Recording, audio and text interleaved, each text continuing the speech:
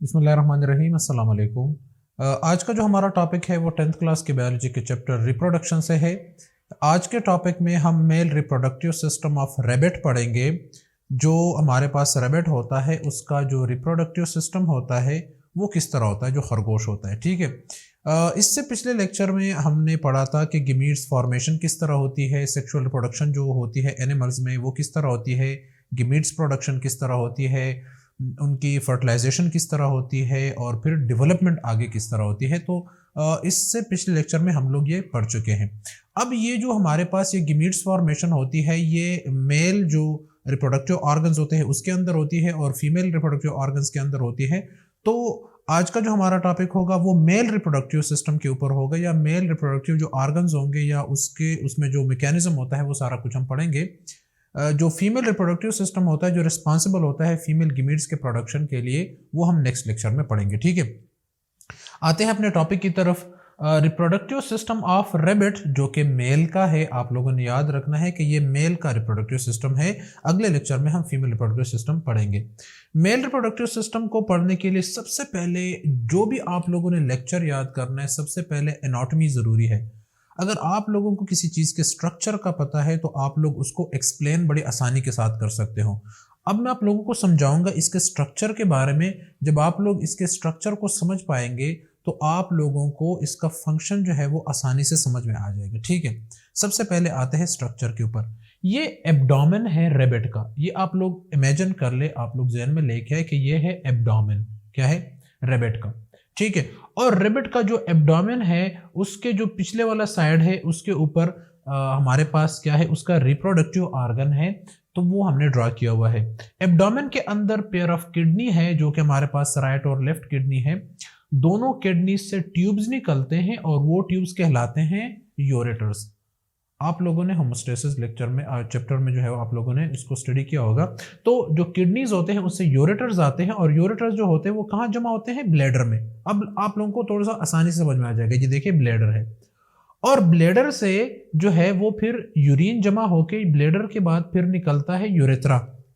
ठीक है, तो ये जो हमारे पास पार्ट है इसको हम क्या कहते हैं, यूरेथ्रा कहते हैं। ठीक है, मतलब ब्लैडर से यूरेथ्रा के थ्रू जो है वो यूरिन बाहर निकलता है। ठीक है, अच्छा, तो ये हो गया किडनी, यूरेटर्स और ये ब्लैडर और ये है यूरेथ्रा। ठीक है, अब यूरेथ्रा के दोनों साइड पे पेयर ऑफ टेस्टिस है जो कि मेल गोनेड्स हैं और इन टेस्टिस के अंदर जो है वो मेल के स्पर्म बनते हैं। ठीक है, तो दो होती है नंबर में। आप लोगों के बुक में कॉम्प्लिकेटेड डायग्राम दिया हुआ है, एक ही दिया हुआ है लेकिन वो समझ में नहीं आता, तो दोनों को मैंने इस वजह से ड्रा किया ताकि आप लोगों को आसानी से समझ में आ सके। अगर आप लोगों ने एग्जाम में ड्रा करना है, क्वेश्चन आता है तो आप लोग वो भी ड्रा कर सकते हैं, उससे सिंपल भी ड्रा कर सकते हैं। ठीक है, और ये मैंने इस वजह से कॉम्प्लिकेटेड थोड़ा सा बना दिया है, कॉम्प्लिकेटेड नहीं बल्कि डिटेल में बना दिया है ताकि आप लोगों को समझ आ सके आसानी के साथ। तो ये दो हमारे पास क्या है, टेस्टिस है जो कि मेल गोनेड्स है। ठीक है, और ये दोनों गोनेड्स जो है वो एक थैली में, एक बैग में जो है वो प्रोटेक्टेड होते हैं, पड़े हुए होते हैं, जिसको हम स्क्रोटम कहते हैं। एक स्किन की एक लेयर होती है, एक स्किन जो है लिपटे हुए होते हैं स्किन के अंदर। ठीक है, जो एक थैली होती है, एक बैग शक्ल की होती है, तो उसको हम क्या कहते हैं, स्क्रोटम कहते हैं। स्क्रोटम के अंदर हमारे पास क्या पड़ा हुआ है, टेस्टिस पड़े हुए हैं। अब टेस्टिस से क्या निकला हुआ है, ट्यूब्स निकलते हैं ना, ट्यूब्स के टेस्टिस के अंदर जब स्पर्म बनता है तो उससे ट्यूब्स निकलते हैं और वो फिर जमा होते हैं एपिडेडमस में। तो एपिडेडमस में जमा होने के बाद एक ट्यूब आती है जिसको हम क्या कहते हैं, वास डिफरेंस कहते हैं। वास डिफरेंस जो है वो पीछे की साइड से इधर से मिला हुआ होता है, ये जो यूरेथ्रा है इधर के साथ इसका कनेक्शन होता है। तो असल में आप लोग देखें कि जो हमारे पास यूरेटर्स है वो ब्लैडर में आते हैं और ब्लैडर से यूरिन भी इस यूरेथ्रा के थ्रू निकलता है। तो इधर से जो स्पर्म आता है वो भी इन ट्यूब्स के जरिए आके इस यूरेथ्रा के साथ मिलता है और यूरेथ्रा के थ्रू बाहर निकलता है। तो जो मेल का रिप्रोडक्टिव ऑर्गन है रैबिट्स का, इसके डुअल फंक्शन है, ये यूरिन भी खारिज करेगा और ये साथ साथ जो है वो स्पर्म भी जो है वो बाहर निकालेगा, जिस तरह के इंसान में भी होता है। ठीक है, तो इधर इन दोनों का ये डुअल फंक्शन है इसका। यूरोजेनिटल कैनाल भी कहते हैं, मतलब ये यूरेथ्रा भी है और ये जेनेटेलिया भी है।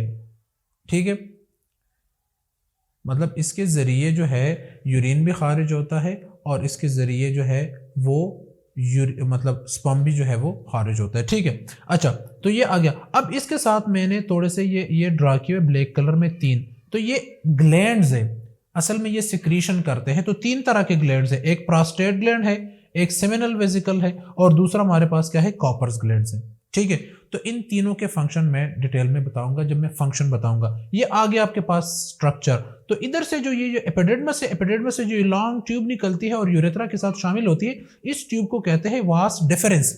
नाम आप लोगों ने याद रखने हैं, किडनी, यूरेटर, ब्लेडर, यूरेथ्रा, और ये टेस्टिस, एपिडेर्मिस, एपिडेर्मिस से फिर क्या है, वास डिफरेंस। बस यहां तक आप लोगों ने याद रखना है। ठीक है, और उसके बाद हमारे पास ये 3 ग्लैंड्स कौन से हैं, प्रोस्टेट ग्लैंड, सेमिनल वेसिकल और कॉपर ग्लैंड। ठीक है, अब मैं थोड़ा और डिटेल में जाता हूं कि टेस्टिस के अंदर क्या होता है। ठीक है, टेस्टिस, ये मैंने एक टेस्टिकल ड्रा किया हुआ है, एक है।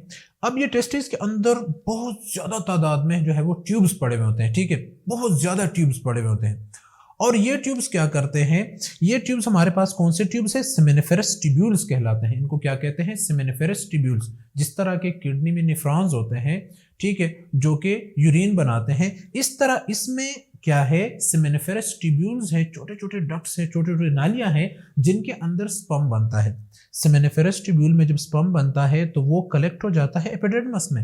एपिडेर्मिस में थोड़े अरसे के लिए स्टोर रहता है। जब इसके निकलने का वक्त आता है तो वो कहाँ आ जाता है, वास डिफरेंस में, और वास डिफरेंस में आके ये देखिए, ये वास डिफरेंस में आ गया तो फिर ये यूरेथ्रा में चला जाता है और यूरेथ्रा के थ्रू बॉडी से बाहर निकल आता है। ठीक है, अब आते हैं फंक्शन की तरफ। ये आप लोगों को मैंने डायग्राम समझाना था। फंक्शन की तरफ आते हैं तो सबसे पहले आप लोगों ने लिखना है कि कंपोनेंट्स कौन कौन से हैं। जो male reproductive system of rabbit है उसके कंपोनेंट्स कौन से हैं। पेयर ऑफ टेस्टिस, मैंने आप लोगों को बता दिया कि 2 होते हैं टेस्टिस, जो क्या करते हैं, formation of sperm inside the scrotum, और ये स्क्रूटम के अंदर पड़े हुए होते हैं और ये क्या करता है, स्पर्म प्रोड्यूस करता है। दूसरा हमारे पास एसोसिएटेड ग्लैंड्स है जो कि ट्यूब्स होते हैं। हमारे पास ट्यूब्स हैं, मैंने आप लोगों को बता दिया कि एपिडेर्मिस है, सेमिनिफेरस ट्यूब्यूल्स है, वास डिफरेंस है। ठीक है, तो वो हमारे पास ट्यूब्स हैं। ठीक है, और एक्सटर्नल जेनेटिलिया, जिस तरह के मतलब जेनेटिलिया हम कहलाते हैं रिप्रोडक्टिव ऑर्गन को। जो मेल का सिस्टम होता है उस, चूंकि वो एक्सटर्नल होता है, बॉडी से आउटसाइड होता है।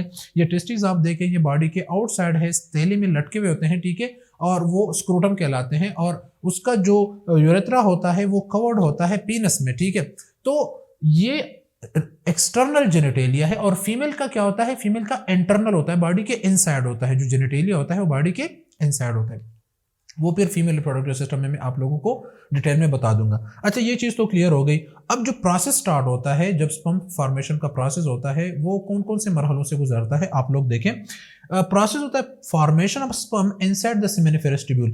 अच्छा, तो ये टेस्टिस है, इसके अंदर सेमिनिफेरस ट्यूब्यूल्स है, इसके अंदर स्पर्म बनते हैं ज्यादा तादाद में। स्पर्मेटोजेनेसिस मैंने उस पर लेक्चर दिया हुआ है। ठीक है, अच्छा, स्पर्म बनता है, फिर क्या करता है, सेमिनिफेरस ट्यूब्यूल के अंदर स्पर्म बनता है, कलेक्टिंग डक्ट में वो जमा हो जाते हैं। और वो कलेक्टिंग डक्ट कहाँ जमा हो जाते हैं, इधर ये एपिडेर्मिस में। काफी सारे डक्ट्स मैंने इधर ड्रा किए हुए हैं। ठीक है, तो वो एपिडेर्मिस में आ जाते हैं, और ये एपिडेर्मिस में क्या होता है, इसमें कुछ अरसे के लिए ये चीजें स्टोर रहती है। ठीक है, ये मैंने स्टोर्ड इन द एपिडेर्मिस। तो ये स्पर्म जब बन जाता है काफी ज्यादा तादाद में, तो वो एपिडेर्मिस के अंदर स्टोर रहता है। फिर जब वो बॉडी से बाहर निकलता है, ठीक है, तो उसके साथ कुछ और चीजें मिल जाती हैं, मैं आप लोगों को बता देता हूं। इनके साथ जो मैंने ग्लैंड्स तीनों बता दिए था आप लोगों को, प्रोस्टेट है, सेमिनल वेसिकल है और कॉपर ग्लैंड्स। तो जो प्रोस्टेट ग्लैंड होता है ये एक केमिकल रिलीज करता है जो कि क्या करता है, स्पर्म को न्यूट्रलाइज करता है। असल में जब स्पर्म खारिज हो जाता है और फीमेल बॉडी के अंदर चला जाता है, मतलब फीमेल जेनेटेलिया में चला जाता है, तो जो फीमेल का रिप्रोडक्टिव ट्रैक होता है उसमें ऐसा ना हो कि ये जो स्पर्म है वो उसको नुकसान पहुंचे, या ये स्पर्म जब निकल रहा है यूरेथ्रा से, मतलब यूरेथ्रा से ये स्पर्म निकल रहा है, तो ऐसा ना हो कि यूरेथ्रा का अंदर वाला माहौल जो है वो एसिडिक हो या ज्यादा बेसिक हो, तो वो स्पर्म को नुकसान ना पहुंचाए। इस वजह से ये फ्लूइड निकलता है और वो क्या होता है, स्पर्म उसके अंदर शामिल हो जाते हैं। ज्यादा तादाद में ये फ्लूइड होता है, बहुत ज्यादा अमाउंट में, और स्पर्म बहुत थोड़े होते हैं, तो ये न्यूट्रलाइज मीडियम प्रोवाइड करता है स्पर्म को, ताकि उसकी डेथ ना हो, उसको नुकसान ना पहुंचे, वो डैमेज ना हो। ठीक है, अच्छा, जो हमारे पास तो ये क्या करता है, न्यूट्रलाइज द स्पर्म, मतलब एक केमिकल रिलीज करता है जो कि स्पर्म को न्यूट्रलाइज रखता है, मतलब इधर से निकलने के बाद, और जब वो फीमेल जेनिटेलिया में फीमेल रिप्रोडक्टिव ट्रैक में चला जाता है तो उधर भी उसको कोई नुकसान ना पहुंचे, ठीक है। अच्छा, दूसरा हमारे पास है सेमिनल वेजिकल। जो दूसरा हमारे पास आता है, ये देखिए, ये सेमिनल वेजिकल है, ये भी ग्लैंड है। तो ये जो सेमिनल वेजिकल होता है, इसमें ग़िज़ा पड़ी हुई होती है। ये जो केमिकल रिलीज करता है, ये न्यूट्रिशन है स्पर्म के लिए, तो ये स्पर्म को ग़िज़ा प्रोवाइड करता है, ठीक है, लंबे अरसे तक, काफ़ी टाइम के लिए। जब ये एग के साथ नहीं मिलता तब तक ये उसको जो है वो न्यूट्रिशन फराहम करता है, ग़िज़ा फराहम करता है, ठीक है। लास्ट पे हम आता है हमारे पास कॉपर्स ग्लैंड। ये कॉपर्स ग्लैंड क्या करता है, ये लुब्रिकेंट रिलीज करता है, ऐसा केमिकल रिलीज करता है जो कि लुब्रिकेशन का अमल करता है। तो ये जो यूरेथ्रा होता है, इसको क्या करता है, लुब्रिकेट कर देता है। इसका जो इंटरनल जो मतलब लेयर है, जो इसका इनर साइड है, उसको लुब्रिकेट कर देता है ताकि स्पर्म उसमें आसानी के साथ जो है वो ट्रेवल कर सके, ठीक है, ताकि स्पर्म को कोई जो है रुकावट महसूस ना हो, ताकि उसको जो है वो कोई रुकावट ना मिले यूरेथ्रा के अंदर। इस वजह से वो उसको लुब्रिकेट कर देता है ताकि वो इजीली पास हो जाए, ठीक है। अब प्रोस्टेट फ्लूइड, सेमिनल वेजिकल के जो फ्लूइड है, और कॉपर्स ग्लैंड्स के, ये तीनों फ्लूइड मिल जाते हैं किसके साथ, स्पर्म के साथ, ठीक है। अब ये फ्लूइड या जो हमारे पास सिक्रीशन है, जब ये स्पर्म से मिलते हैं तो इनको हम क्या कहते हैं, सीमन कहते हैं। तो इन मतलब जो सिक्रीशन है, जो फ्लूइड है, और साथ में स्पर्म, इन दोनों को कलेक्टिवली हम क्या कहते हैं, सीमन कहते हैं, ठीक है। तो फ्लूइड हमारे पास कौन कौन से हैं, प्रोस्टेट के, सेमिनल वेजिकल के और कॉपर के, और एक हमारे पास क्या है, स्पर्म है। तो ये जब सारी चीजें आपस में मिलती है तो जो फ्लूइड निकलती है यूरेथ्रा से, उस फ्लूइड को हम क्या कहते हैं, सीमन कहते हैं। और उस सीमन में आप लोग ये याद रखें कि उसमें जो परसेंटेज होती है स्पर्म की, वो ओनली 10% होती है, राउंड अबाउट 10% होती है। बाकी का जो 90% हिस्सा है ये फ्लूइड होता है, ठीक है। जो सीमन होता है, अगर आप उसमें रेशो निकाल दे तो उसमें 10% सिर्फ स्पर्म होते हैं, बाकी सारा का सारा जो है वो फ्लूइड होता है, जिसमें न्यूट्रिशन, लुब्रिकेंट्स और साथ में प्रोस्टेट फ्लूइड होता है, ठीक है। तो ये था आज का हमारा लेक्चर जो कि मेल रिप्रोडक्टिव सिस्टम के ऊपर था।